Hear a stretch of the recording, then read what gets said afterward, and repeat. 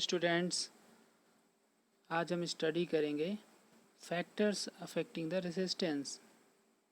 यानी कौन कौन से जो फैक्टर्स हैं जिनकी वजह से रेजिस्टेंस अफेक्ट होता है। At constant temperature the resistance of a conductor depends on the following factors. यानी कोई अगर एक कंडक्टर है तो उस केस में अगर इसका कांस्टेंट टेम्परेचर रखा जाए तो रेजिस्टेंस टोटल 3 फैक्टर्स पर डिपेंड करता है। फर्स्ट है लेंथ पर किस तरह से डिपेंड करता है। Resistance is directly proportional to length L. यानी अगर लेंथ को इंक्रीज़ करें तो उसके प्रोपोर्शन में रेजिस्टेंस इंक्रीज़ होगा, और vice versa you can say if you decrease the L then eventually resistance will also decrease. Second है area of cross section।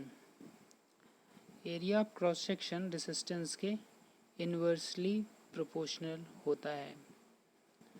यानी अगर आप area of cross section conductor का इंक्रीज़ करोगे तो रेजिस्टेंस डिक्रीज होगा, and if we decrease the area of cross section eventually resistance of conductor will increase.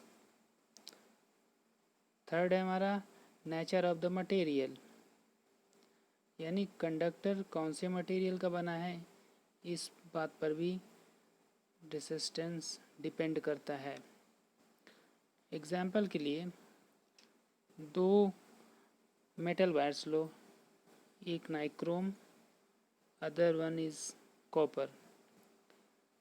दोनों का इक्वल लेंथ है and area of cross section भी इक्वल है। Then उस केस में नाइक्रोम वायर का रेजिस्टेंस कॉपर वायर के कंपैरिजन में 60 टाइम्स मोर होगा, ज़्यादा होगा।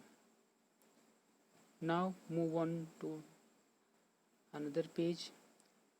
Combining the factors. जो भी हमने 2 फैक्टर्स पढ़े थे इनको अगर कंबाइन किया जाए, मिला दिया जाए, तो कुछ इस तरह से रिलेशनशिप डेवलप होता है, सेटअप होता है R proportional to L over A। या फिर इसे कुछ इस तरह से लिख सकते हैं R equals to rho into L over A। इसे इक्वेशन नंबर 1 मार्क करते हैं। यहाँ पर रो क्या है, स्पेसिफिक रेजिस्टेंस है, या इसे रेजिस्टिविटी भी कहते हैं। अब आते हैं इसकी यूनिट पर, SI unit of specific resistance और रेजिस्टिविटी। इक्वेशन नंबर 1 को हम रेजिस्टिविटी के लिए कुछ इस तरह से लिख सकते हैं, rho equals to R into A divided by L. यहाँ देखिए रेजिस्टेंस का यूनिट होता है ओम, ए का यानी एरिया का यूनिट है मीटर स्क्वायर, एंड एल का यूनिट है मीटर।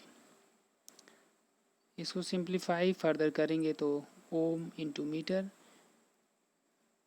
यानी रेजिस्टिविटी का SI यूनिट क्या हमें मिला, ओम मीटर। ओके, इसे हम बेहतर तरीके से सिमुलेशन की हेल्प से समझ सकते हैं। चलिए सिमुलेट करने की कोशिश करें। ये देखिए यहाँ पर है एक कोई कंडक्टर है जिसका शेप है सिलेंड्रिकल। रिलेशनशिप जो अभी हम पढ़े थे R equals to rho L divided by A। देखिए अगर मैं रेजिस्टिविटी को इंक्रीज़ करूं तो रेजिस्टेंस किस तरह से वैरी होगा। ये देखिए मैं रेजिस्टिविटी को इंक्रीज़ कर रहा हूं तो रेजिस्टेंस भी उसी के साथ इंक्रीज़ हो रहा है।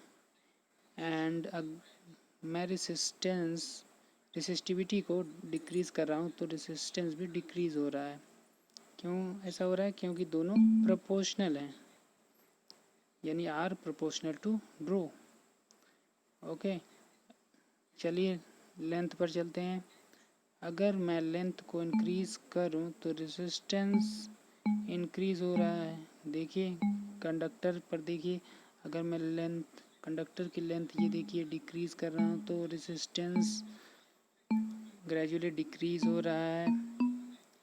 Resistance increase, length increase. चलिए एरिया पर चलें अब। अगर मैं एरिया को इंक्रीज़ करूं तो रेजिस्टेंस डिक्रीज़ हो रहा है, एरिया को डिक्रीज़ करूं तो रेजिस्टेंस इंक्रीज़ हो रहा है। ये देखिए। Thanks for watching my video.